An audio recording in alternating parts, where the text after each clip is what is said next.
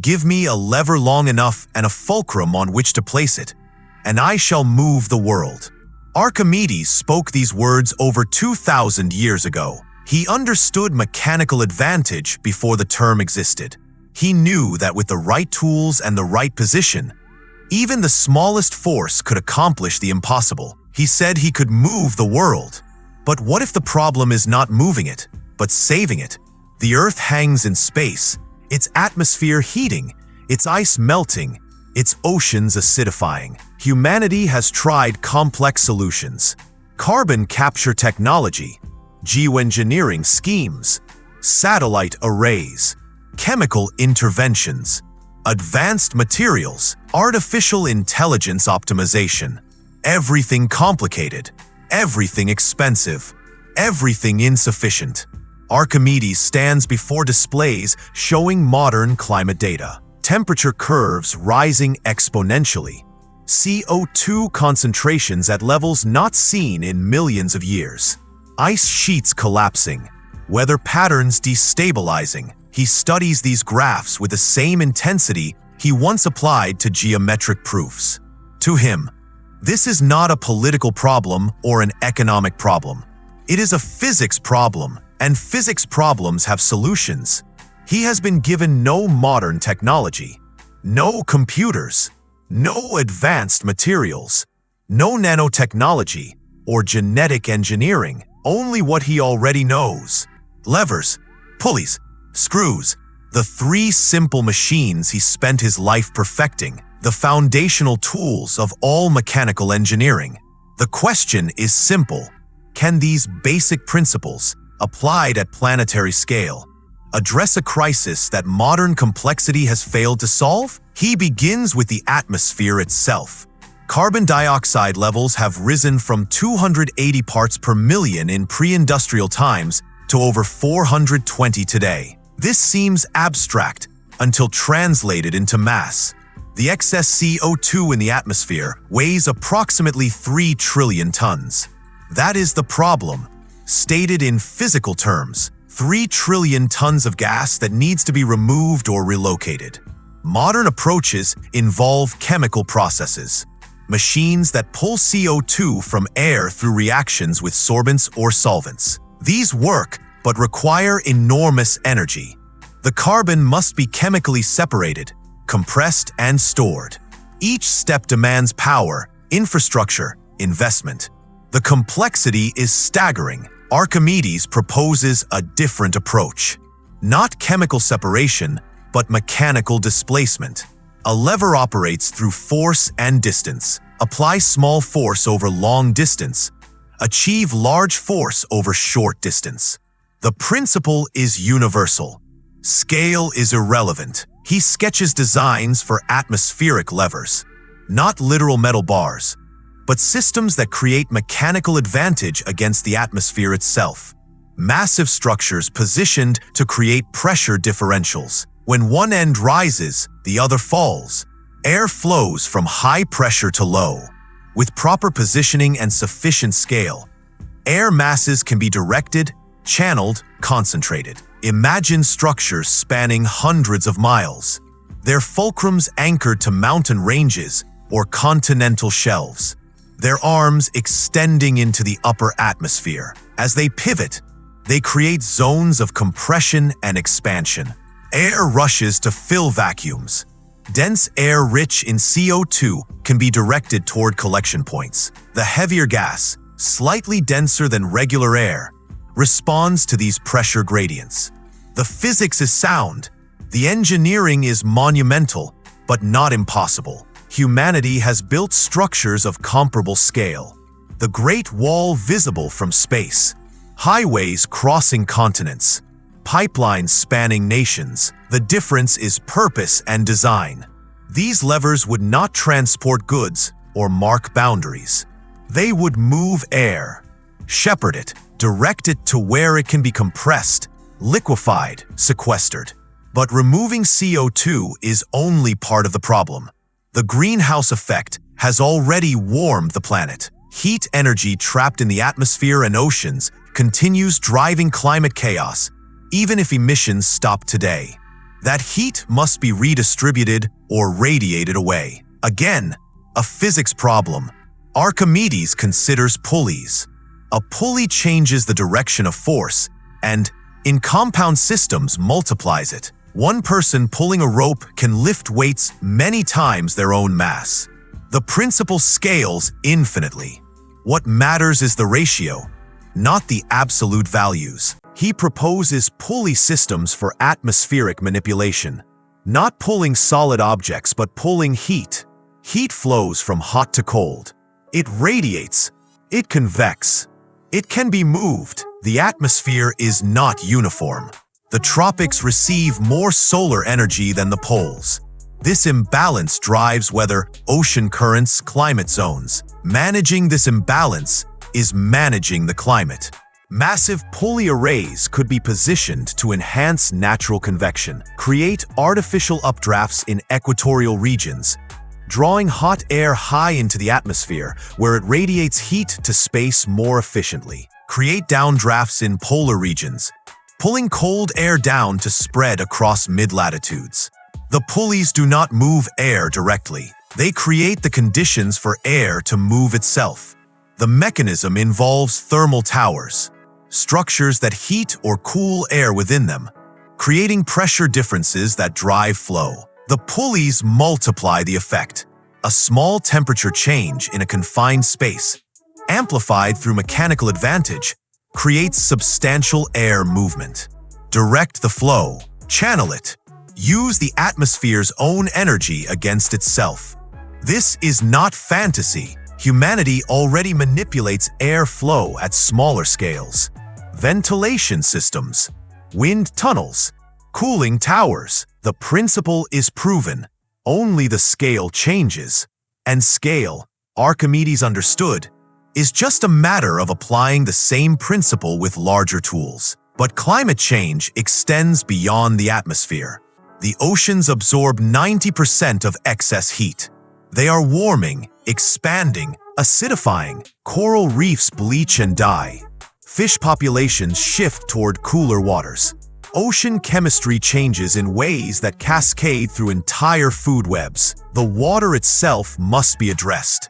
Archimedes considers the screw his most famous invention. A helical surface inside a cylinder. Rotate it, and water climbs upward, defying gravity. Used for irrigation across the ancient world. Still used today in certain applications, the principle is elegant. Continuous rotation creates continuous lifting. Work over time equals elevation over distance. He proposes oceanic screws, not small devices for lifting water from rivers, but massive helical structures positioned in the ocean itself, anchored to the seabed, extending toward the surface, rotating continuously through tidal force, wave action, or dedicated power from renewable sources. These screws would not lift water out of the ocean, but circulate it. Bring deep cold water to the surface. Push warm surface water down. The ocean naturally stratifies. Warm water floats on cold. This layering limits nutrient circulation and heat distribution. Breaking this stratification could restore nutrient flow to surface waters, supporting marine life. It could also redistribute heat energy, warming the depth slightly while cooling the surface substantially. The scale required is immense, but the ocean is vast. Thousands of these screw systems, positioned strategically, could alter ocean circulation patterns over time. Not violently, not suddenly, but persistently, consistently. The way rivers shape canyons through patient erosion. The way roots break stone through steady growth. Ocean acidification presents a different challenge. CO2 absorbed by seawater forms carbonic acid, lowering pH. Shells dissolve. Coral structures weaken.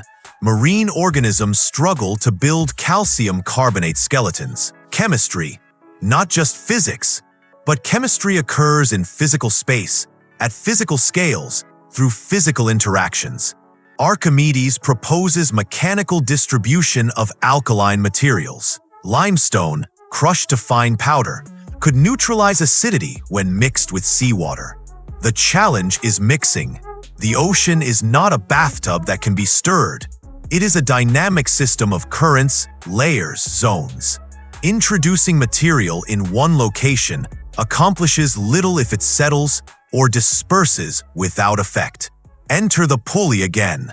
Massive bags of alkaline material, suspended on pulley systems anchored to the seabed and surface buoys. As currents and waves move the buoys, the pulleys raise and lower the bags, dragging them through different ocean layers. The bags are permeable.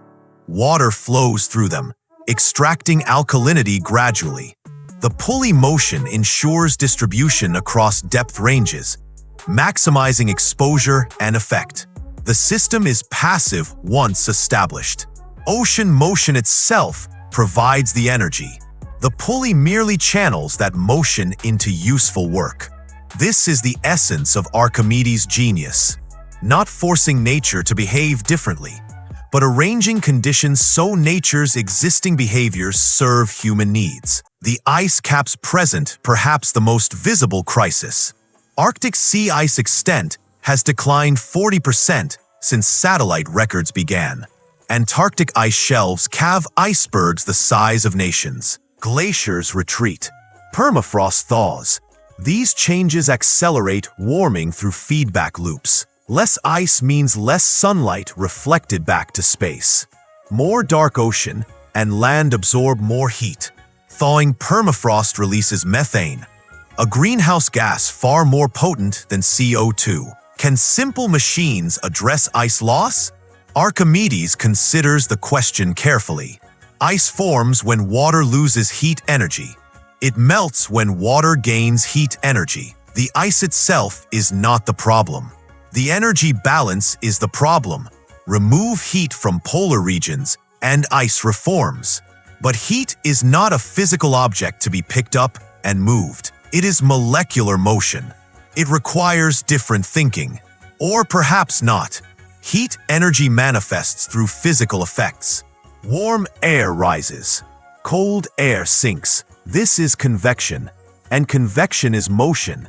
And motion can be influenced by mechanical systems. He returns to the lever concept, but applies it differently. Imagine enormous reflective surfaces positioned on lever arms extending over polar regions. During summer, when the sun never sets at high latitudes, these surfaces tilt to reflect sunlight away. During winter, they tilt to maximize what little sunlight exists. The lever arms require minimal force to adjust angle. The effect on solar heating is substantial. Reduce summer heat absorption. Slightly increase winter heat retention. Over seasons and years, this could stabilize polar temperature. The fulcrum for such a system could be anchored to ice shelves themselves. As the lever arms tilt, they create pressure distribution across the ice, potentially slowing calving events. The mechanical stress could be managed to reinforce rather than fracture. Ice is surprisingly strong when compressed properly. It is tension and shear that cause failure. For glacier restoration, he envisions screw systems operating in reverse, not lifting water but compressing snow and ice. Glaciers form through accumulation and compression. Snow falls, accumulates, is compressed by its own weight over centuries into dense glacial ice. The process is slow, but could be accelerated mechanically. Large screw mechanisms could be positioned in glacial accumulation zones. They would gather loose snow, compress it through the helical motion, and pack it into ice. The rotation would mimic centuries of natural compression in years. Each screw would add mass to glaciers, helping them advance rather than retreat. Thousands of these systems, working continuously, could reverse glacial decline in decades rather than millennia. The energy requirements would be substantial, but not impossible. Renewable energy from polar winds could power the screws. The motion could be geared to operate slowly but persistently. The goal is not instantaneous restoration, but steady progress against retreat. Archimedes acknowledges that these proposals sound fantastical. moving atmosphere with levers spanning continents, circulating oceans with colossal screws, reflecting sunlight with tilting mirrors on fulcrums. The scale seems impossible, but scale is relative. To an ant, a human hand is godlike in its power. To humans, continental plates seem immovable, yet they move, slowly, persistently, through forces distributed over vast areas and long times. The advantage of simple machines is precisely their simplicity. A lever has no moving parts except the lever itself and the fulcrum. No motors to maintain, no software to debug, no complex supply chains. Just materials, physics, and positioning. This makes them robust, difficult to break, easy to repair. They can operate for decades or centuries with minimal maintenance. Compare this to modern technology. Carbon capture plants require constant energy input, chemical replacement, technical expertise. They fail if supply chains break. They require stable governance to maintain operation. They are optimized for current conditions and may fail if those conditions change.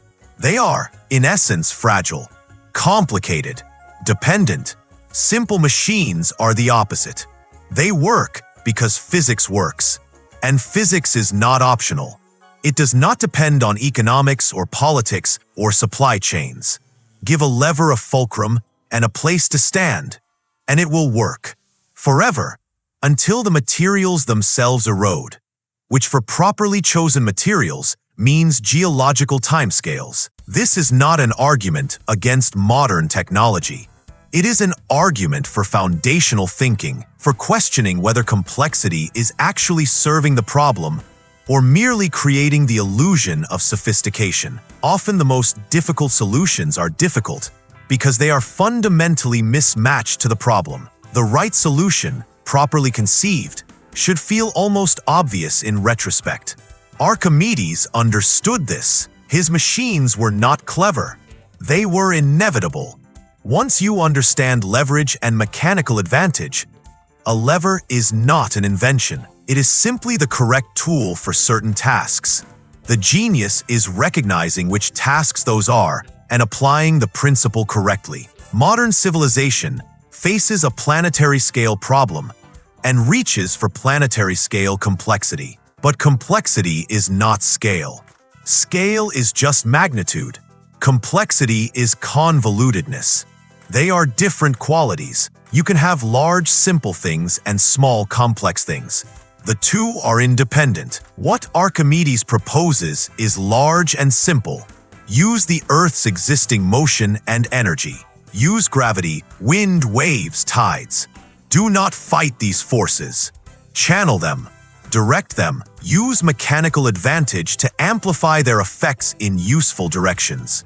This is not domination of nature. It is collaboration with physics. Would these systems work? Honestly assessed, some would not. Some would have unintended consequences requiring adjustment. Engineering at planetary scale is untested for good reason, but the principle is sound. Simple machines, correctly applied, can move anything if given enough leverage and time. The 3 trillion tons of excess CO2 seems immovable until you calculate the mechanical advantage required to displace it gradually over decades. Then it becomes a matter of structure and positioning, not impossibility. The redistribution of heat energy seems impossible until you calculate the convection forces already moving air and water naturally. Then it becomes a matter of enhancement and direction, not creation from nothing. The restoration of ice seems hopeless until you calculate the energy balance changes needed and realize they are achievable through persistent reflection and compression over years. None of this happens quickly. Simple machines trade force for time. They are patient. They are persistent. They accumulate effect gradually. But climate change itself happened gradually. Decades of accumulation created the crisis. Decades of reversal could address it. The question is not whether it is possible. The question is whether humanity can think at these scales, can plan beyond quarterly returns and election cycles, can commit to projects that span generations. The technical challenge is solvable. The political and economic challenges are harder. Archimedes stands back from his designs. Massive structures spanning continents, screws churning ocean, levers tilting to move air. It looks insane. It looks like hubris, moving the world literally. But then he considers what humanity has already accomplished through simpler means. Agriculture transformed landscapes. Cities rose where deserts existed. Rivers were rerouted. Mountains were tunneled, all without understanding the fundamental physics that Archimedes pioneered. Now humanity understands physics deeply, can calculate forces precisely, can model outcomes before building, has materials far stronger than anything available in antiquity, has energy sources that would seem magical to the ancient world, and yet faces a problem it cannot solve with all this sophistication. Perhaps the issue is not capability, but perspective. Perhaps modern thinking has become so enamored with complexity that it has forgotten the power of fundamentals. Perhaps the solution to planetary scale problems is not planetary scale complication, but planetary scale application of basic principles. Archimedes' three simple machines, lever, pulley, screw, have not become obsolete. They remain the foundation of all mechanical engineering. Cranes are elaborate pulley systems. Jacks are sophisticated screws. Every force multiplier is a lever in some form. The machines have not changed. Only the decoration and context have changed. To address climate change with simple machines is not to reject progress. It is to remember what progress is built upon. It is to ask whether adding layers of complexity actually solves problems or merely creates comfortable illusions of solutions. It is to test whether the most fundamental approach might be the most effective. This is not nostalgia. This is engineering philosophy. The best solution is the simplest one that works. If a complex solution is required, prove the simple ones fail first. Have we truly tried simple approaches at scale? Have we considered atmospheric levers, oceanic screws, thermal pulleys? Or have we assumed these would not work without calculation, without testing, because they seem too basic for a problem we have decided is advanced? Archimedes does not know whether his proposals would solve climate change completely. He knows they would have effects, large effects. Whether those effects would be sufficient, whether they would be sustainable, whether they would introduce new problems. These are questions for detailed analysis and careful testing. But they deserve consideration. They deserve calculation. They deserve to be taken as seriously as schemes to launch mirrors into space or seed clouds with reflective particles. Because if simple machines can address even a fraction of the problem, that fraction is important. And if they can do so with less energy, less complexity, less dependence on fragile systems, then they become not just viable but preferable. The legacy of Archimedes is not just his machines. It is his thinking, the ability to see through complication to the fundamental forces at work, the courage to propose solutions that seem too simple to be serious, the understanding that the universe operates on principles, and those principles do not care about human assumptions. Climate change is a physical problem. Temperature is molecular motion. Carbon dioxide is a specific molecule. Ice is frozen water. Oceans are fluid masses. All of these are physical systems obeying physical laws. And physical laws can be worked with, worked through, worked around. Given the right tools, the right positioning, the right mechanical advantage, give Archimedes a place to stand, and he will move the world. Give him a planetary crisis, and he will propose planetary solutions, not because he is arrogant, but because he understands leverage. And leverage, properly applied, makes the impossible merely difficult. and the difficult merely a matter of engineering. The designs sit before modern engineers to evaluate. The physics is sound. The scale is vast. The commitment required is generational. But the alternative is accepting that the most technologically advanced civilization in human history cannot solve a problem that ancient principles of physics suggest is solvable. And that would be the greater hubris. Not attempting too much, but attempting too little with too much complication. Archimedes proved that simple machines work. Modern engineering proves they scale. The question is not capability. It is will. It is courage. It is the willingness to think foundationally instead of ornamentally. To apply old wisdom to new problems. To remember that some truths are indeed universal, and mechanical advantage is one of them. The lever is long enough. The fulcrum is positioned. The world waits to be moved, or in this case, to be saved, by the oldest tools humanity ever devised, applied with patience, with scale, with an understanding that complexity is not always progress. Sometimes, progress is remembering what has always worked and asking whether it might work again, larger, bolder, directed at the greatest challenge our species has faced. Give Archimedes that chance, and he will give the world a different path forward. Not the only path, not necessarily the best path, but a path worth calculating, worth considering, worth respecting for what it represents. The enduring power of fundamental physics, the timelessness of mechanical advantage, the possibility that the simplest solution might yet be the one that works.